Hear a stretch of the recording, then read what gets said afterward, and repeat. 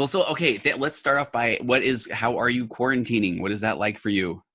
Yeah, we're doing pretty well. We live in a pretty small home Mm, comparatively to probably most America. I mean, we live in a 1,200 square foot house and have four little kids. So, yeah, you know what's been interesting, Tony, is my kids are doing far better than I expected, and it's okay, almost made like we're exhausted by the end of the day, yeah, in different ways. But my kids are happier, okay. um, in some unexpected ways, so that it's almost been like a really big in a weird way.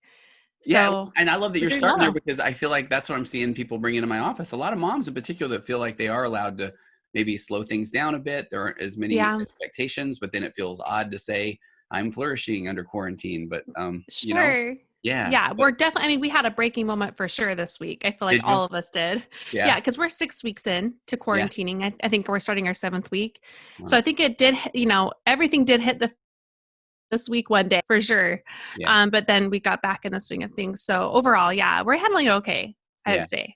No, that's good. That is. And then, do you care to talk about the breaking point? What does that look like in Oh, the yeah. Packer home? What does that look like? Well, that looked like me not doing anything I was supposed to do that day, Okay. like not getting out on a walk with all the kids, not doing any homeschooling, just feeling very overwhelmed and just caught up in the emotions rather, Yeah. like of overwhelm. Yeah. Um, but I think because I just felt it all, then we were able to get back into the swing of things the next day, okay, let's start over. Well, I love what you're saying too. I feel like a lot of the moms I'm talking to in particular right now, I always want to say, man, it's okay to have those days and those feelings and lean into Totally. them. But when then you have people that are going nowhere around you that do have those expectations, we don't have a precedent for what we've done in previous pandemics, right? So I, I think you just Definitely get through it as not. much as you can. That's about it. Absolutely. And the funny thing is I've heard from homeschooling moms who've homeschooled for years, and they're like, this isn't even homeschooling. Like, this is Exactly. hard for all of us. And I'm like, that is so nice to know. Yeah. We're all in this together. Yeah, I cannot speak for homeschooling moms, of course, but I have a couple of wonderful moms that have shared with me that the first week when everybody's on social media saying, this is amazing, we're doing all these things every day, and I love homeschool, and they're saying, okay, it's not that Now easy it's to hard. switch, right? Exactly, right? And then Yeah. by week 2 or 3, when then the person is saying, okay, give them back to school, take them, that then almost there's this validation from the homeschool mom. And now I feel like what you're saying as well, I'm hearing hey, this is just odd. Like it's odd for everybody. It really is. Yes. Yeah, it really is. We're taking it day by day over here. That's Yeah. for sure. That's all you can do. I had in this podcast I was telling you about, I think before we recorded with, I think I had my nephew, a couple of daughters, my son-in-law, my wife that I'm airing tomorrow. So by the time we hear this one, it will already be out there. But I thought that was the most fascinating part was no one, that's an all or nothing statement. We're going to talk about those today. Yeah, But, we but, are. but I do feel like very few people are really thinking, hey, this online school forever, it looks awesome because that same computer they use to watch dog fail videos and play Fortnite is also now telling them that they need to be paying attention and they don't have to get Yeah. up and shower and drive somewhere. The routines are kind of gone, which I think plays more of a Hmm. role than we thought. Oh, definitely. And actually, to be honest, I think that's why we've done fairly well up to this point. And again, I'm not saying we're thriving every day. We Right. have those days, but routines have been so central to my kids. Yeah. So we've been really doing that. And also, to be honest with you, I'm a former teacher, so I am Okay. looking at this from both lens. Like Yeah. I know teachers are working so hard, but I'm doing what's best for my kids right now. Yeah. And that means I pick and choose what they send home. Uh-huh. And I let the teachers know, and they know well what we're doing, but we're not doing a lot of the busy stuff they're getting home. We're working on what they need to and Uh-huh. choosing how we're going to spend our time to stick to our own routines that are helping them be okay. No, I love it because of routine. The brain likes routine. I mean, we'll probably end up talking about Yeah, that today too, right?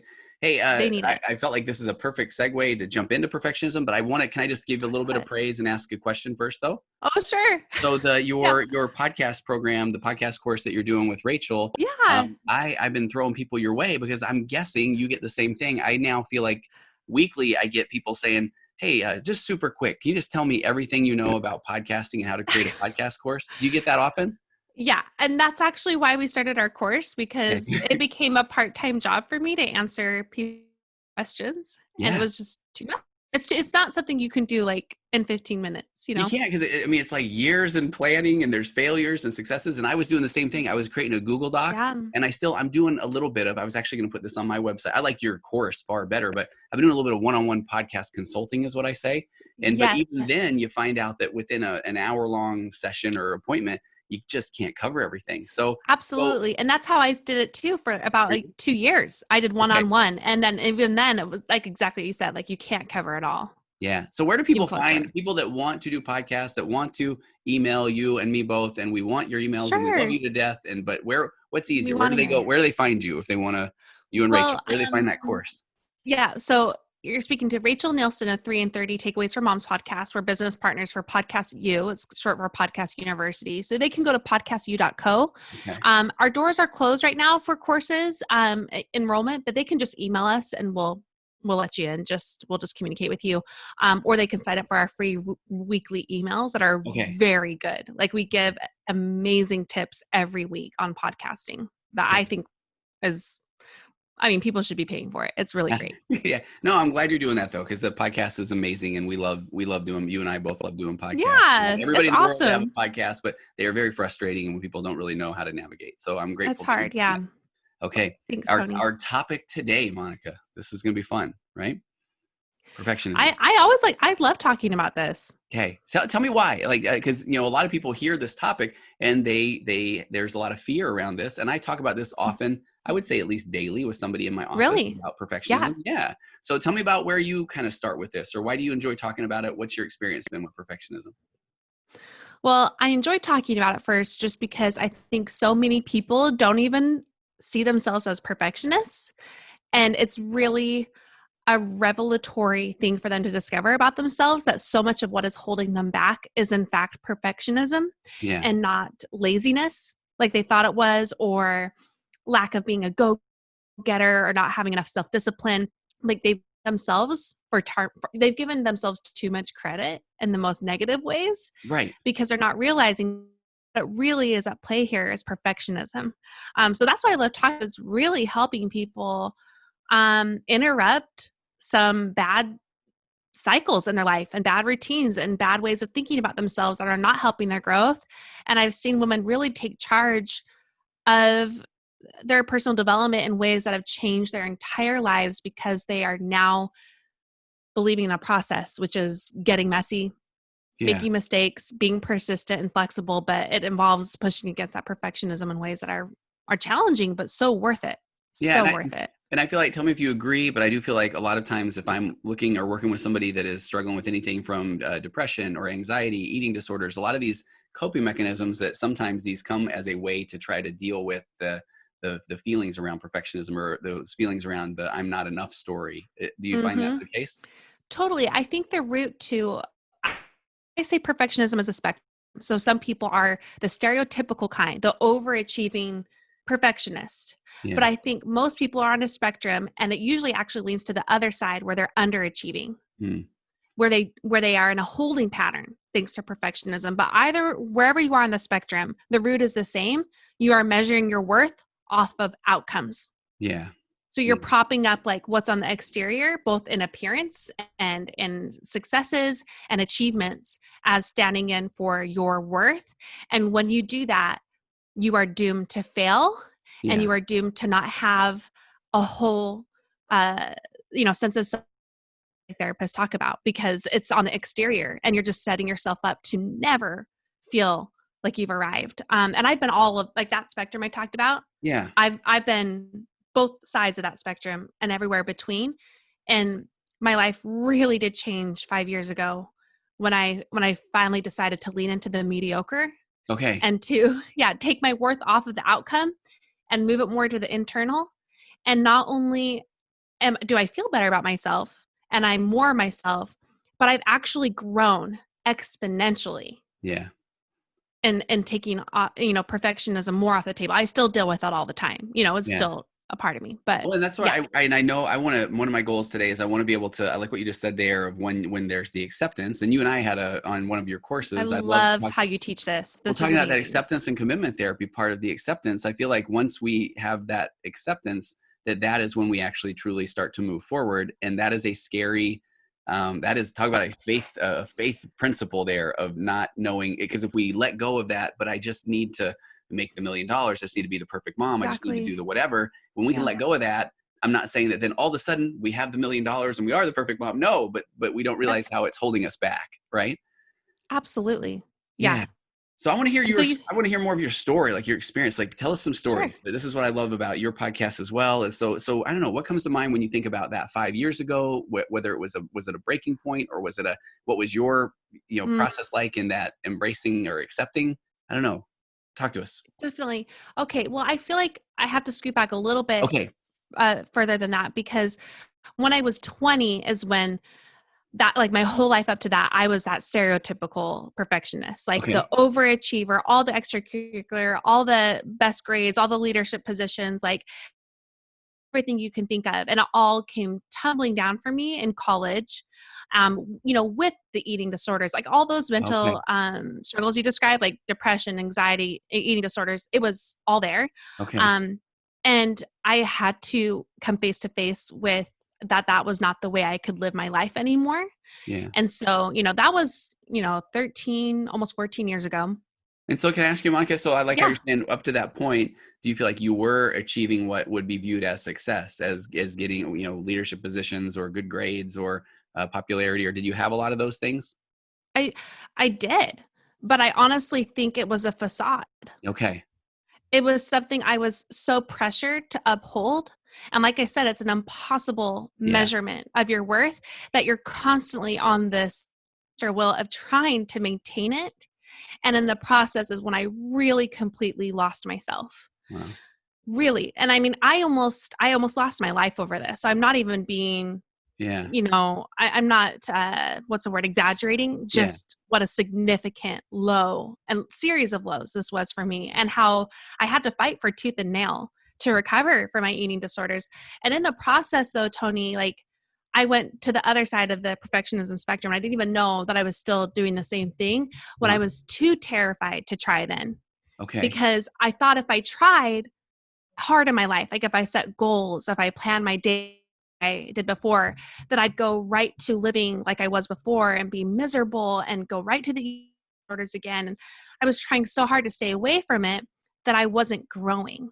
Okay. And then, so 5 years ago was when I had my third child, and I had everything I'd really wanted in my life.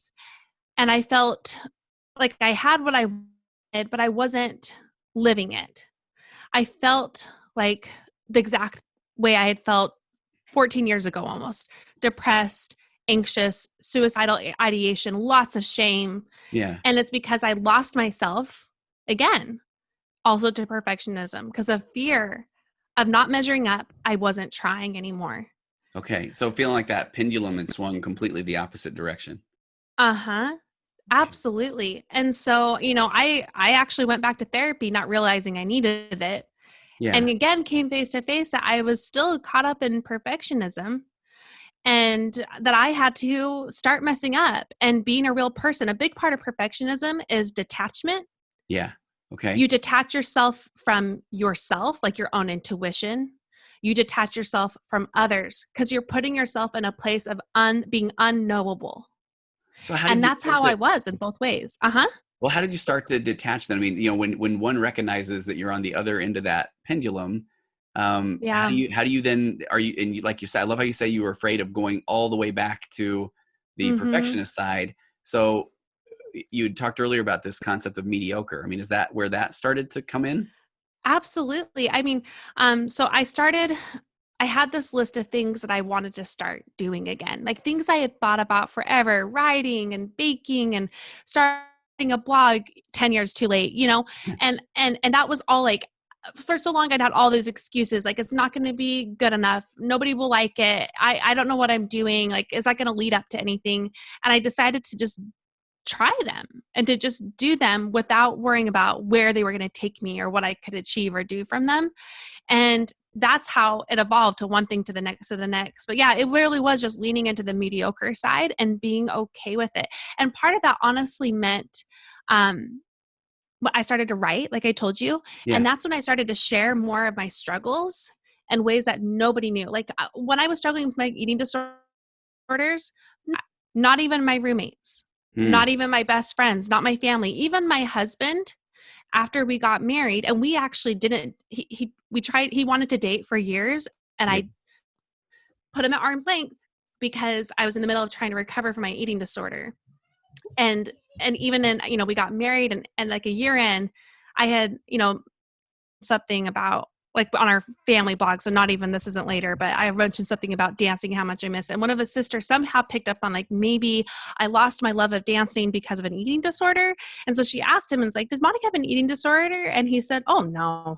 Ah. And when he told me that, I said, "What what do you think what do you think that was then?" And I realized I hadn't told him. Yeah. Like, point blank, like, I have really bad eating disorders. I had told him other ways. Like, that shame was still so inside me, that detachment, that fear of being human, that Yeah. even in my recovery for years, I still didn't want people to know that Yeah. I was human and Can that I, I was struggling with things. and I'm so great. There's so many thoughts here. One is I want to touch on the word that even as a therapist, I feel like can be overused, but I believe it, the vulnerability of how hard that can be. And I'm also curious, before we even get to that, especially with that, when you were in the midst of your eating disorder, were, and you can just tell me, no, this wasn't your experience. Oh, But sometimes I yeah. find, okay, sometimes I find that people worse that I work with that struggle with things like eating disorders, they didn't want to open up to anyone, but they also were almost surprised that people weren't noticing more or that they weren't trying to intervene. Do you know where I'm going with that?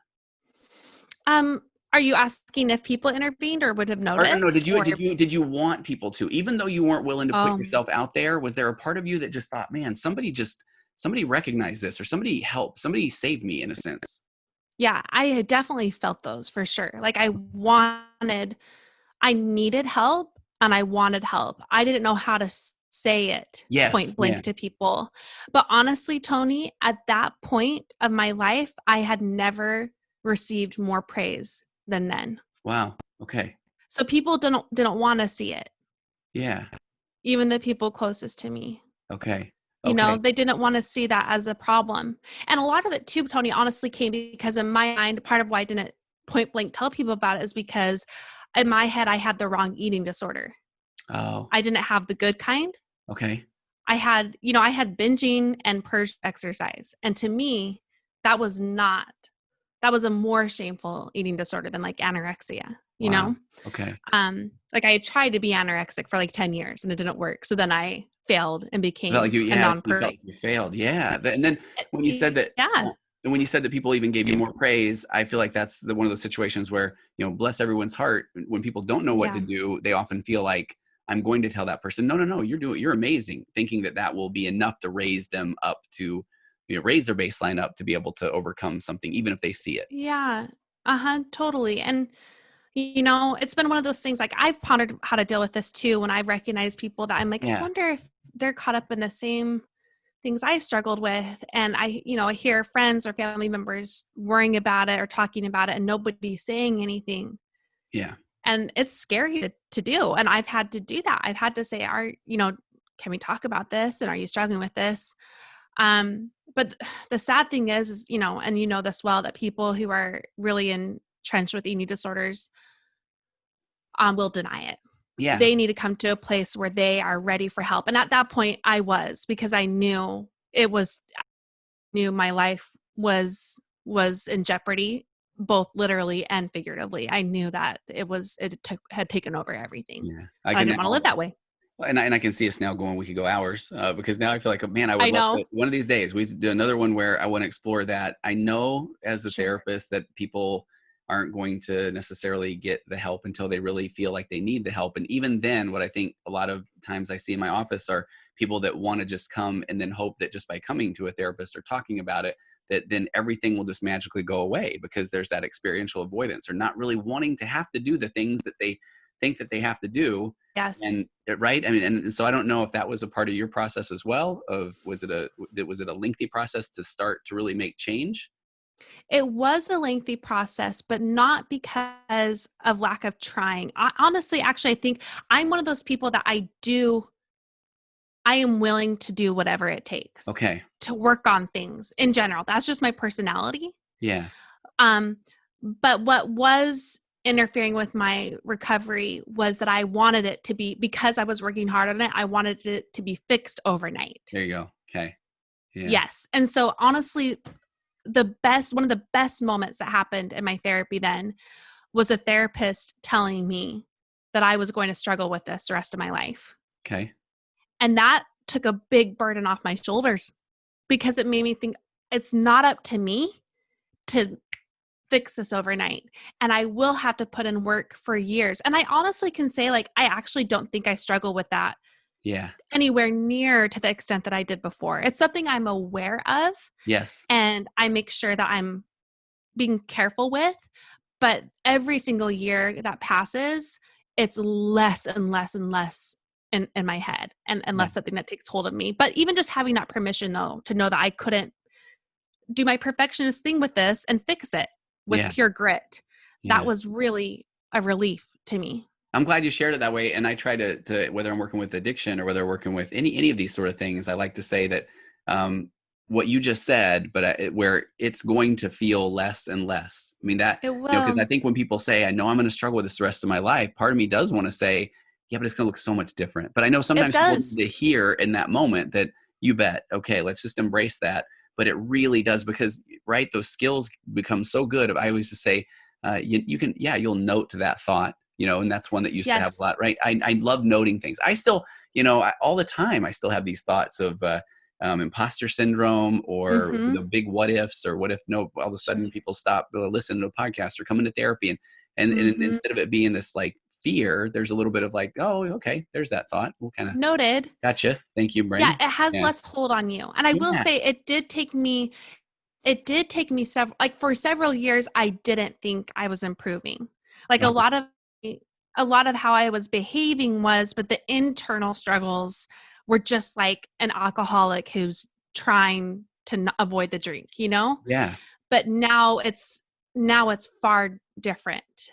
Like it's things I note, but it doesn't take as much effort and work and worry on a minute to minute basis like it did years ago. Now it just comes up every now and then. Yeah. Okay. Let me jump back to the word vulnerability. Oh, sure. Raw, authentic, and vulnerable. I have a wonderful client who we combined them once, and it's vulnerable, authentic, all three of them. But I feel like that's such a, those are, Vulnerable authentic. yeah, and they're kind of cliched therapists and words, but I love them because, so it sounds like that being vulnerable part played a pretty big role for you. Oh yeah, huge. Okay. Tell me about So that. What was that like, and what was the process?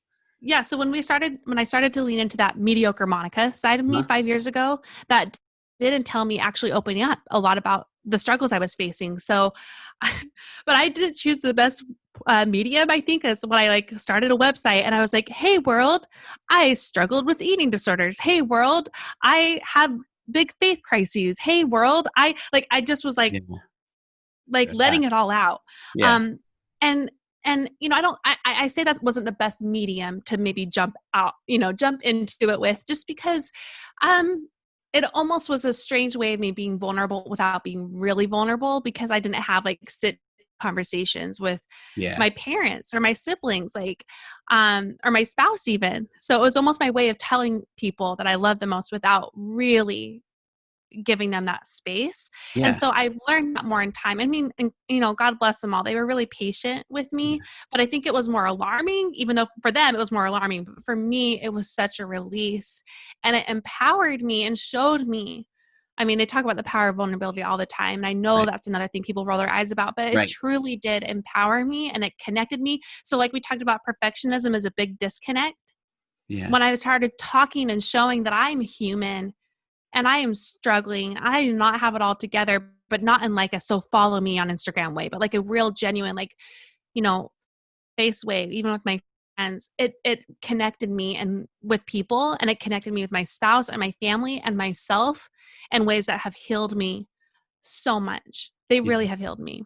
Well, and so here's where I'll slide my acceptance and commitment therapy principle in, is I appreciate you saying, man, maybe it was this unique or maybe not the best way, but boy, I have people in here that I will try to identify, literally like say, start a blog and don't even share It anything with does it, help. or Yeah. record a podcast, and maybe you'll never share it, or are there friends you can open up with? And some people want to do it with people that are far away. Some people want to do it through text. Some people want to, some people are like, no, I need to meet face to face with somebody. And that's that stuff I love about everybody's own unique private experiences that they bring to the table at that moment. Man, just figure out what does work. But that's where, because all of those, yeah, but I'm afraid of those stories the brain kind of generates are what keeps us away from even trying. And so I love that you eventually said, okay, this is how I need to do it. So yeah, I guess you're right. Like in the end, it was how I needed to jump into the deep end a little bit. yeah. And it actually gave people a chance to connect with me because I still have people in my family who do not want to talk about any of this stuff. Okay. But they've had the opportunity. Yeah. And I at least know that, I can say some things at the dinner table that maybe I wouldn't have in the past. Yeah.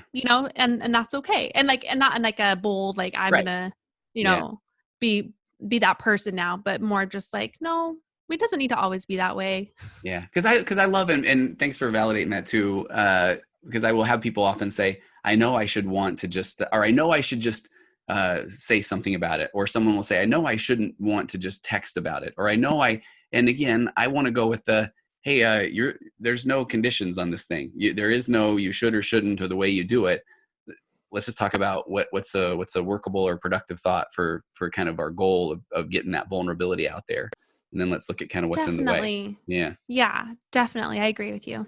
So do you want to talk about a couple of directions that I love too? I want to address maybe the all or nothing thinking, but also I love how we traded some emails beforehand too. And I really like the concept of, sustainable growth off of small wins. I think that people we all want that home run. I mean, I will say when people come into my office, especially for anything, addiction, these sort of things, sometimes I say, hey, so are you expecting me to have like a magic wand or maybe this like amazing, pill that will all of a sudden change all of these things and make it easy? And usually it's a little bit of, well, yeah, maybe I am. So it is about sustainable growth, right? So I don't know, you want to talk about that first?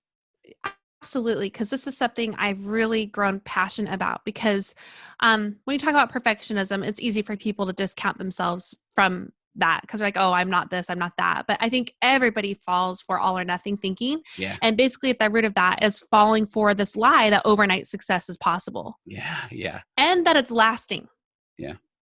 Because that's the thing we often forget too, is that one of my favorite quotes, and that's one of the few I have memorized because that's not how my brain usually works. I'm right there with you. But it's Winston Churchill, and he says, success is not final. Failure is not fatal. It's the courage to continue that counts. So with that, success even isn't final. So we have this thinking in our head, I think, with our cultures and our family structures, where we are trained to believe that in order to succeed, it needs to be done through extreme action, and we need to see the results right away. Yeah. And that is not true. Right. It's just it's scientifically not true, and it doesn't last. Even if you put in those huge monumental efforts. Yeah.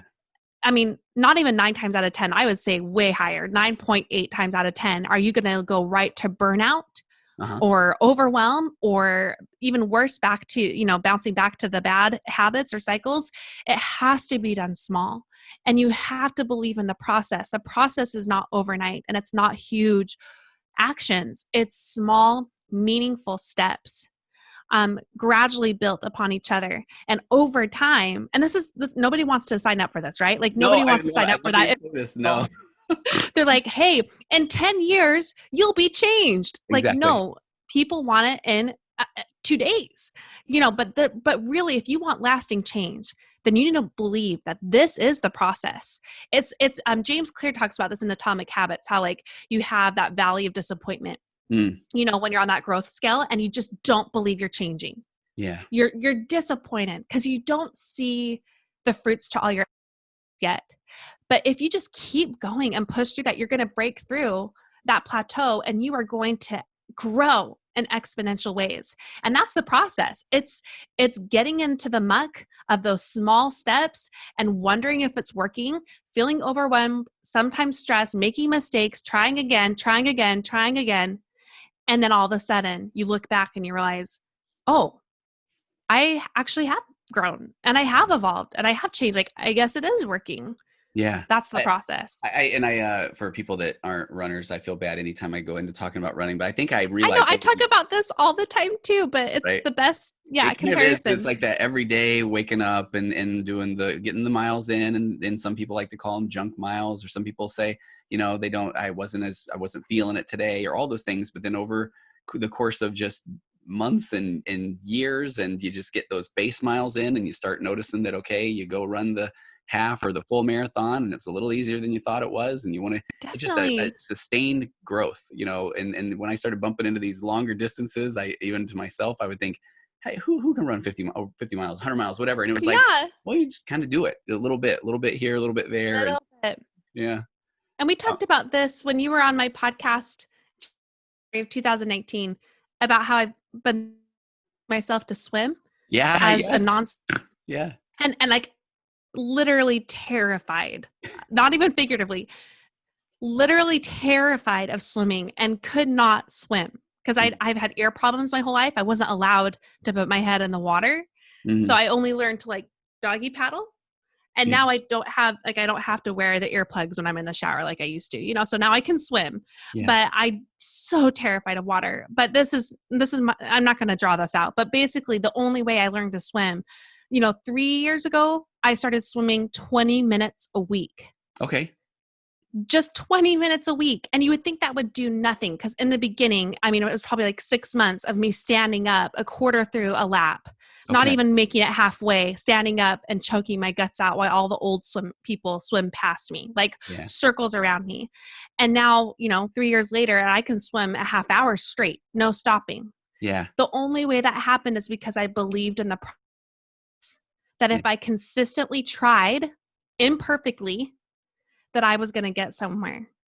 And that to me, and I still don't enjoy swimming, but doing that has been like such an affirmation to me that this process does work. I like that you called out imperfectly too. I can't lie to. I remember having this aha moment where I thought that if I really had put as much, I don't think I've confessed this one before, but I think I always thought that, man, if I had only been at 6'2" or 6'3", then I would have Sure. put in all the effort and I would be this pro basketball player. I think I'd always thought that. But then I realized, Yeah. oh wait, but am I putting that effort into anything in my life? That's one of those where, well, Mhm. if I would have been, then I would have been this other thing.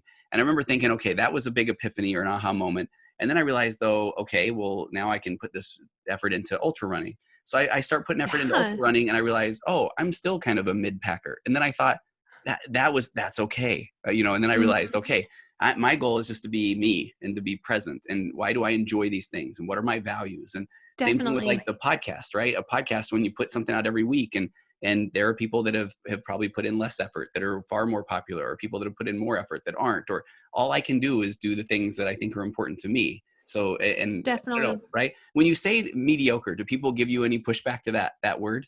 Oh yeah, I think people, and that's actually why I almost, branded everything mediocre Monica. And I didn't because it's not aspirational. It's not what people really want.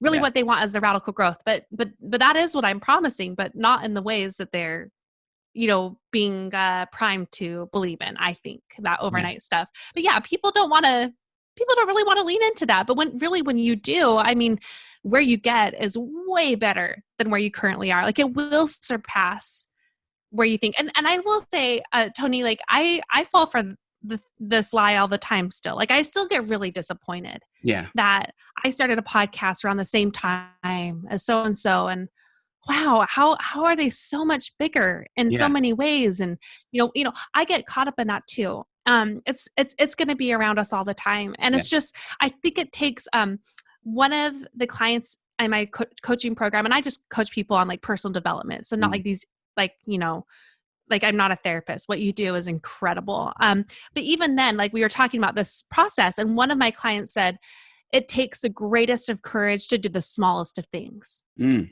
And I'm like, yes, that is it. Yeah.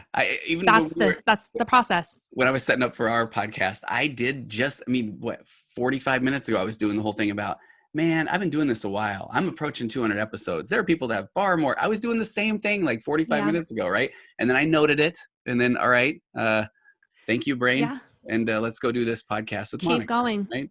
So can I ask you, do you, and it's funny too, your partner, Rachel, who does such an amazing job of here's these takeaways. And I always tell her I am horrific at that. It's like at the end, it's like, hey, that was a great interview. And then, but what are we supposed to do? So do you kind of have ideas of what you tell people that are especially going to be hearing this, of what do you do? Where do you even start? If it's okay, I'll buy into I don't have to have this overnight success. I don't have to be perfect. I don't have to have this Mm-hmm. all or nothing thinking. Where do we start? Mm-hmm. I know. This is like a chicken and the egg thing, right?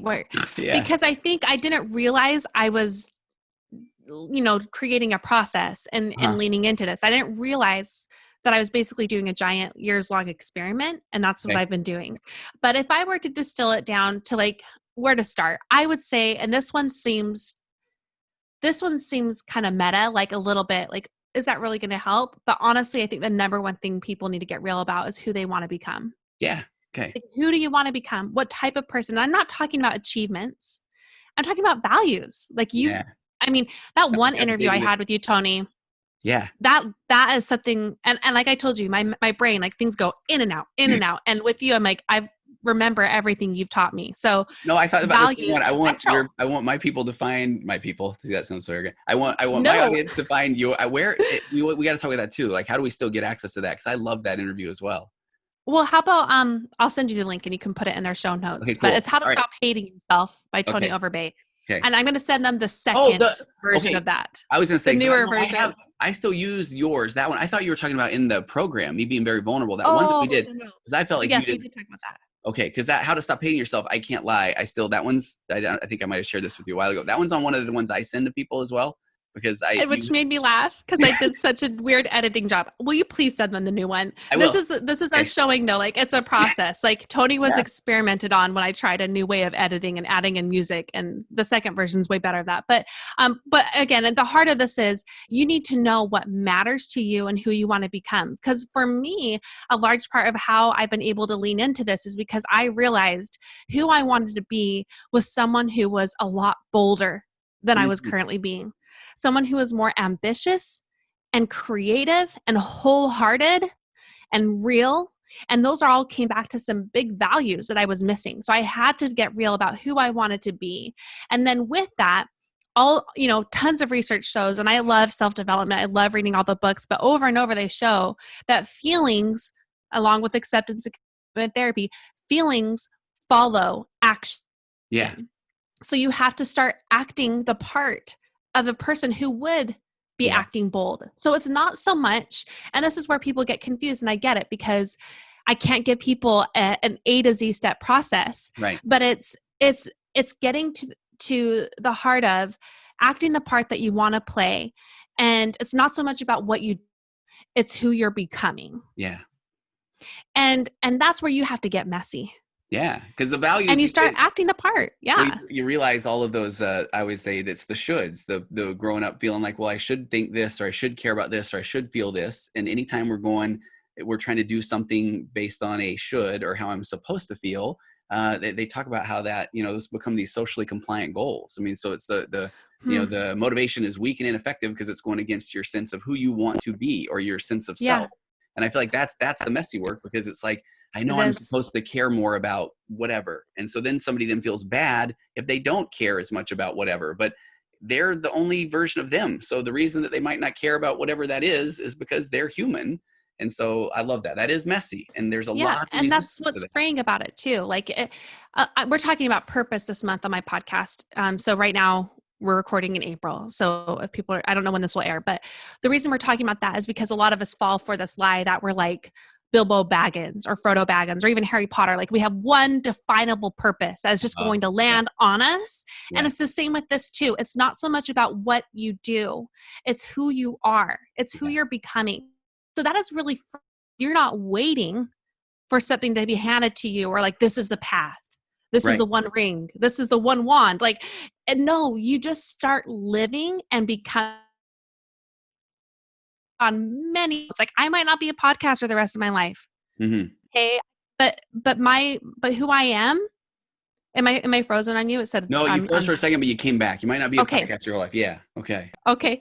But who I'm becoming, it can still grow and be nourished no matter what I'm actually doing. Like I have freedom to take different paths and pivot, but I'm still living the person I want to be. Yeah, I always do that one. That's we want A to Z, and I say, well, let's just figure out what B is, and then B can go to C and C to D. And I mean, before I went back to school to become a therapist after my software career kind of halted, I had Yeah. a whole different direction I was trying to go, and it didn't really Really? go. Yeah, it's like sad to even think about that now because I just feel so much passion for what I do. But Yeah. I got to A, and then I really thought I knew what Z looked like, and it was not. And I tried, and it wasn't there. And thank goodness B led to C and D and all those sort of things. So just that progress. No, that's It does exactly take it. courage.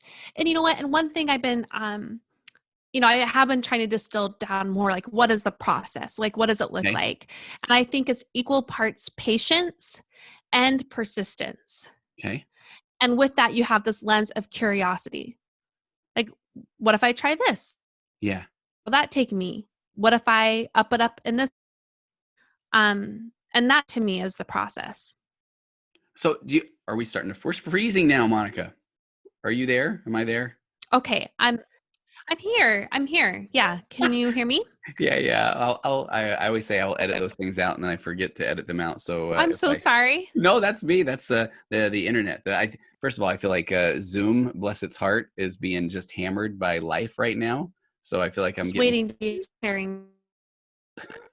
the internet in general. I think is I feel like everyone in the world is. I don't Yeah, know, right? everyone's on Zoom for sure. I had that an interview I did with Dr. Julie Hanks Uh huh.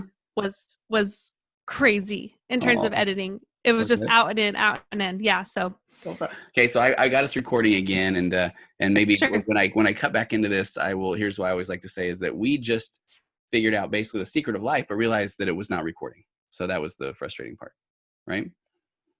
Yeah, we did. Yeah, So I guess and we'll never I know. don't think we can go back to that, and whatever it was in that moment that felt very in that moment. So, everybody missed out, but that's all right.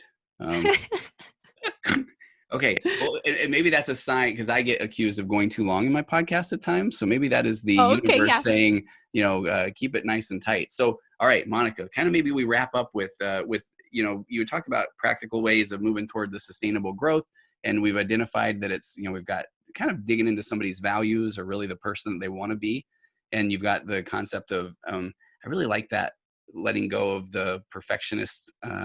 Is a little bit more about being accepting or managing the mediocre, and Yes. and I think we talked about, I think we maybe hit early on, but the idea of perfection is it's impossible, right? Yeah. Mm-hmm. Yeah. And Yes, it's flawed. it is. It's such a flawed. And then, and I think I listened to your podcast you did on perfectionism on yours with Dr. Jennifer Finlayson Fife, which was amazing.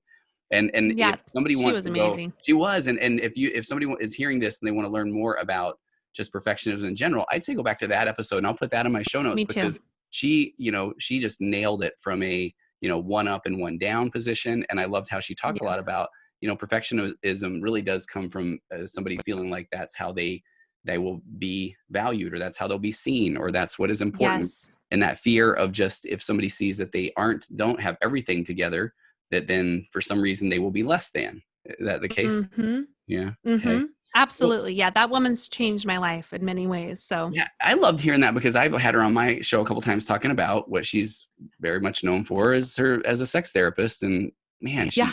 she knows she knows everything, right? Yeah. Yeah.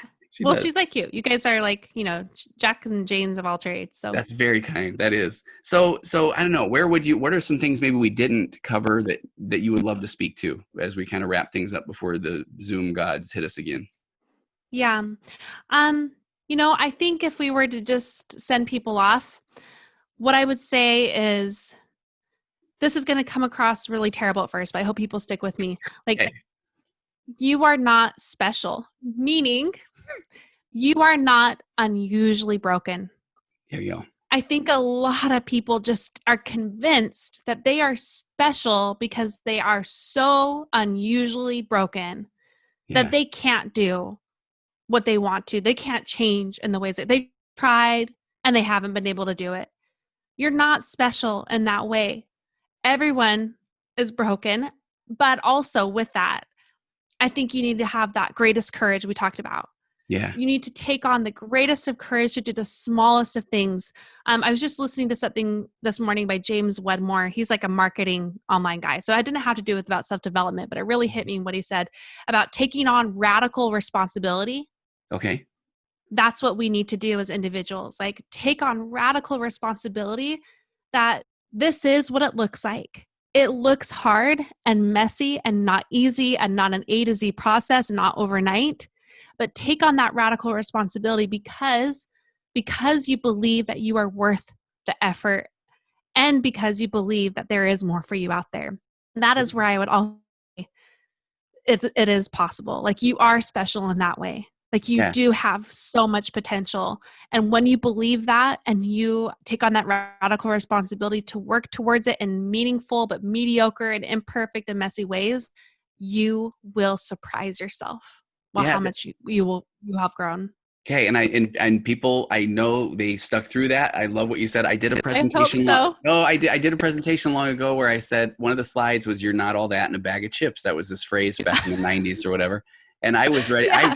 I thought it was going to be hilarious and funny, and I just watched the faces in the room just go flat. And I was saying, Oh, I was like, and I was this, it was this. I was like, no, no, no, no. You know, when you somebody doesn't look at you when you're driving out of your court, it's not because they hate you. They might be yeah. busy, or they, you know, so Yep. just you embrace you and go after your values. And so I hear you. I love that. And I think one of the things that I hope that people have heard that we're talking about today is, yeah, there's going to be a lot of feelings around even some of the, if it's trying to do things that aren't as easy, or trying to do things. And then if that turns out to not be something that you enjoy or is right for you, then you actually get to do something different. And that becomes this Pivot. process and you pivot. Exactly. So I love that. So I don't remember many quotes either. I think that's, I love that you said that earlier. There's a author named Terrence McKenna, and he talked about jumping into the abyss and finding out on the other end that it's a feather bed. And I loved that because at that time I was trying to tell couples that were having a hard time being emotionally vulnerable with each other, that, you know, it may feel at times like you're going through this fire, but then when you get through this ring of fire, there's your partner just wanting to give you this huge hug. You know, Wow. when they're putting out this, you know, anger and feelings of betrayal or all these things that, and the guy gets, you know, defensive and then starts the gaslighting or whatever that looks like. It's like, man, just have empathy and compassion, you know, get through that fire, jump into that abyss. And on the other side, there's this feather bed. And I think that's the true case with what you've been talking about today, is that, boy, trust that this is going to feel better overall. Your baseline is going to raise. It will, but It like what you will. said, it's going to have some ups and downs along the way. And that's part of being human. Right. Amen. Amen, Hey. brother. All to that. Oh, Monica, thanks so much. I was so looking forward to this. We got plenty more we got to talk about though in future episodes, if that's okay. Oh, I'd love it. Okay. All right. Anytime. All right. I'm going to put links galore in the show notes. I'm going to hit pause here, but please hang on because I want to just tell you how much I appreciate you. And but thanks for coming on today. Thank you, Tony. Thank you.